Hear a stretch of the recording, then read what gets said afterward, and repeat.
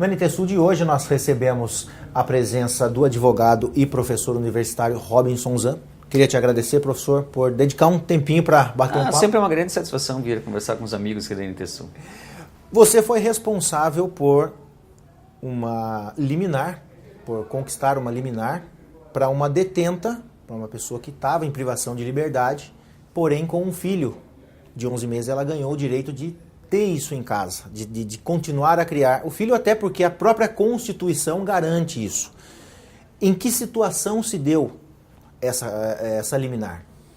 Na verdade, a gente tem que fazer um breve relato. Ela foi presa com a criança, ainda tinha 7 meses de idade, então foi uma luta, uma tentativa de buscar essa prisão domiciliar para ela manter essa criança, porque ela ainda mamava a criança no peito, então ela ainda era lactante, essa presa, e em virtude disso a gente buscou, através dos mecanismos, primeiro judiciais, no Estado do Rio Grande do Sul, no tribunal, depois a gente foi até o STJ em Brasília, até chegar em última análise no Supremo Tribunal Federal, buscando a aplicação de regras constitucionais, das regras infraconstitucionais de proteção à primeira infância, porque esse direito não é só um direito da presa, mas mais que um direito da presa, é um direito da criança ter preservado, né, ter sua proteção integral e a proteção essa primeira fase de sua vida, que é até os 12 anos de idade. Além disso, a gente buscou o reconhecimento das regras internacionais, são reconhecidas pela ONU, que são as regras de Bangkok, que são aplicadas aqui no direito brasileiro, e o Supremo vem gradativamente aplicando e agora parece estar se consolidando o entendimento que essas regras devem ser sim aplicadas no direito pátrio. Isso pode levar, essa decisão pode levar o Supremo a desencadear uma ação maior, no caso de todas aquelas mulheres que hoje estão em privação de liberdade e que tiveram seus filhos, inclusive, cumprindo a pena.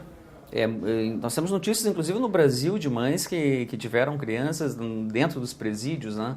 Ou têm as suas crianças ainda hoje amamentando dentro dos presídios. Eu acho que a grande ideia do Supremo, e é isso que a gente busca de certa forma, é lutar pelo direito, né, dessas pessoas, e eu acho que o Supremo pode fazer isso muito breve. A partir da semana que vem a gente vai ter, essa semana agora, a partir de quarta-feira, a gente vai começar um processo no Supremo que é uma análise de um habeas corpus coletivo, em que o Supremo, a segunda turma, pode consolidar de forma efetiva esse entendimento de aplicação das regras de Bangkok de forma conjunta com a legislação nacional e a Constituição Nacional, e aplicar de forma efetiva para todas as presas, o que significaria uma redução bem significativa no número de presas, ajudando muito nessa ideia de solução da superlotação dos presídios. Em que condições essa presa vai cumprir a sua prisão domiciliar? Vai usar tornozeleira eletrônica? Ela vai ser monitorada por quem? O Supremo Tribunal Federal, ao conceder a medida liminar, ele mencionou que quem deve analisar quais são as condições e atribuiu essa possibilidade para o juiz da comarca de origem, no caso Cachoeira do Sul. A juíza, ao analisar, ela fez apenas uma restrição, que é de manter essa presa, ela vai permanecer em prisão domiciliar e as suas saídas da sua residência somente mediante autorização judicial. Então, sempre que houver interesse dela de ir até o médico, de buscar algum auxílio dentário ou auxílio para o próprio filho, ela pede autorização judicial, o juiz autoriza e ela está autorizada. Quem faz a fiscalização? Aqui no Estado do Rio Grande do Sul tem duas formas de fiscalização, uma mais efetiva é a SUSEP, e a SUSEP mantém esse contato com as presas, inclusive as presas avisam onde estão se deslocando quando há essa necessidade, não só para o juiz, nesse caso específico para o juiz, mas para a SUSEP, que é o Serviço Penitenciário Estadual, controle e tenha conhecimento das atividades dessa presa. E, além disso, o SUSEP sempre pede o auxílio da Brigada Militar, porque se a Brigada Militar, especialmente em cidades do interior, que é mais fácil visualizar, né? Se a Brigada Militar visualizar uma dessas presas ou presos que estão em prisão domiciliar, que comunique então a SUSEP e entre em contato, porque em caso de violação dessa prisão domiciliar pode haver a reversão e a volta para o cárcere, dentro de um presídio. Então, geralmente, são muito bem atendidos esses requisitos pelos presos que permanecem em prisão domiciliar. No caso dessa jovem mãe, ela, na defesa, foi constatado que, foi dito que pode-se ter sido forjada uma prova contra, né, no caso, essa pessoa.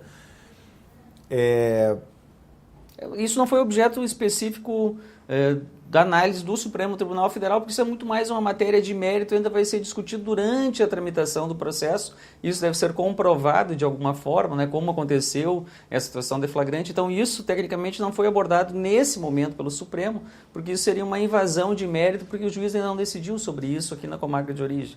Então o Supremo analisou mais o aspecto técnico, jurídico, né, de constrangimento ilegal que essa mãe estava sendo submetida, em virtude dela permanecer no cárcere, longe do filho, numa situação em que ela estava amamentando essa criança, né, de tenra idade, ainda tinha 7 meses. Hoje, completando, né, 1 ano de vida. No caso dessa mãe, ela já era reincidente? Tinha alguma passagem? Uma das questões que o Supremo Tribunal Federal, inclusive, mencionou nesse precedente é que isso deve ser submetido à conduta social, à reprovabilidade dessa conduta pela paciente, que no caso é essa ré, deve ser analisada pelo Poder Judiciário. Isso não vai ser submetido para todas as réis, né, de todas as presas do Brasil de forma indiscriminada. Cada caso deve ser analisado segundo critérios de razoabilidade e proporcionalidade. No caso de uma reincidência, vai se agravando a questão e a possibilidade de ter uma prisão dessa deferida. Sim, manter a prisão independente de regras de Bangkok, que seria reincidente, e se a ré de repente ela não consegue se manter nessa prisão domiciliar, se ela volta a reincidir, é muito provável que haja um descontrole. Então não é isso que o Estado quer. O Estado quer, na verdade, um não encarceramento das mulheres, mas ele quer para aquelas mulheres que indicam que elas realmente não precisam estar encarceradas nesse momento.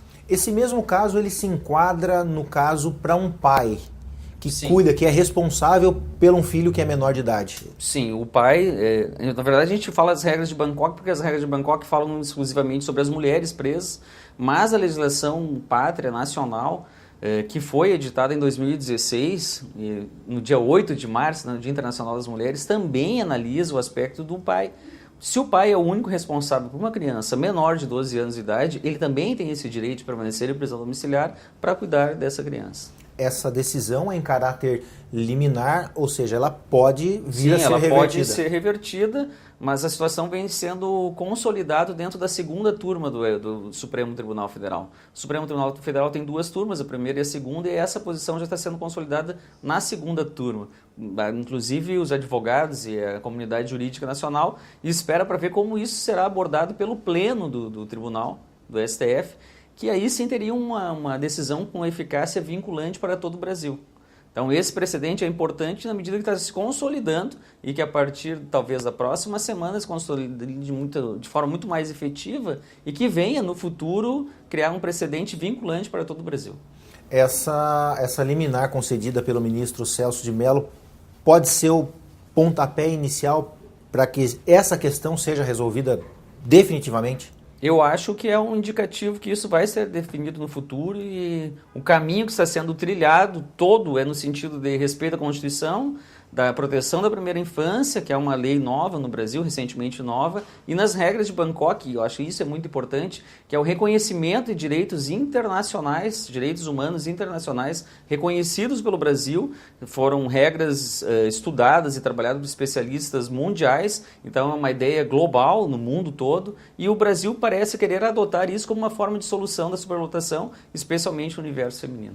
Você me dizia, doutor, que a mãe, para poder, alguns dias atrás, ir até o aniversário da criança, que completou agora 1 ano, teve que pedir uma autorização judicial. Sim, isso é importante que se diga, porque a sociedade, de forma geral, tem que entender que a prisão domiciliar não é um benefício que a mãe vai fazer, utilizar da forma que ela bem pretender. Ela é controlada pelo Estado e se ela não atender aquele controle estatal, ela pode voltar para o cárcere.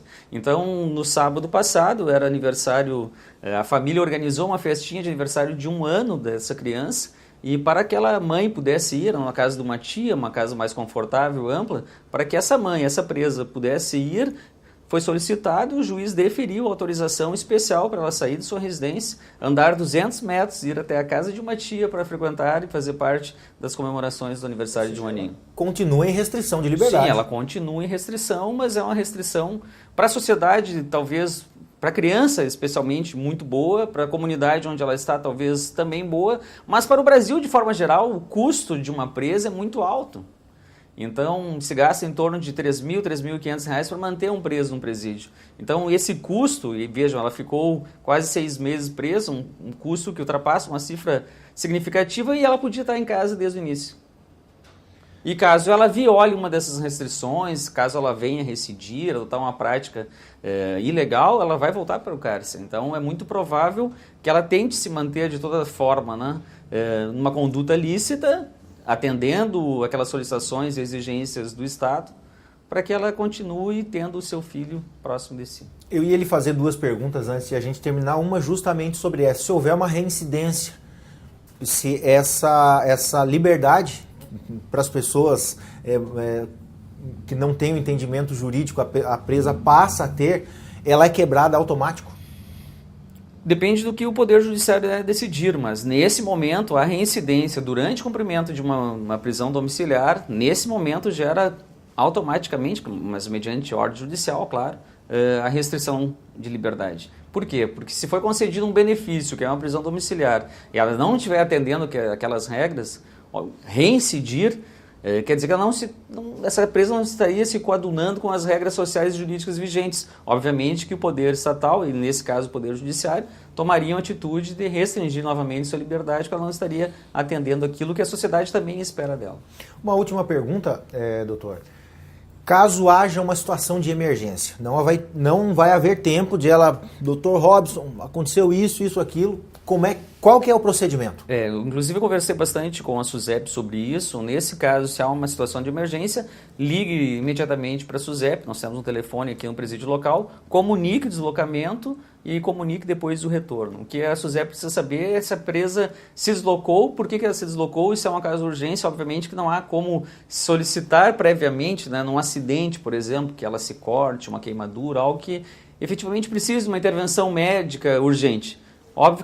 Obviamente que ela pode, mas ela deve comunicar isso ao SUSEP para não ter uma restrição. Depois disso, se comunica também o juízo, mencionando que houve comunicação formal para a SUSEP, demonstra o deslocamento até o hospital local, uma unidade de saúde, algo assim, e se demonstra isso judicialmente para justificar o deslocamento perante o juiz. Ou seja, da mesma forma que o preso está sob a custódia da SUSEP, ela também, sim, mesmo estando na casa, ela está sob a responsabilidade da SUSEP. O sistema legal como um todo. Então tá certo. Doutor, eu queria te agradecer pela vinda à TV Novo Tempo, e que a gente também quer acompanhar, né, todo esse processo aí, o desenrolar lá no Supremo de toda essa questão, que eu acho que é um caso, uma situação, uma condição importante para que a população também passe a ter mais informações sobre isso. Muito obrigado. Estou à disposição, sempre necessário, estou aqui.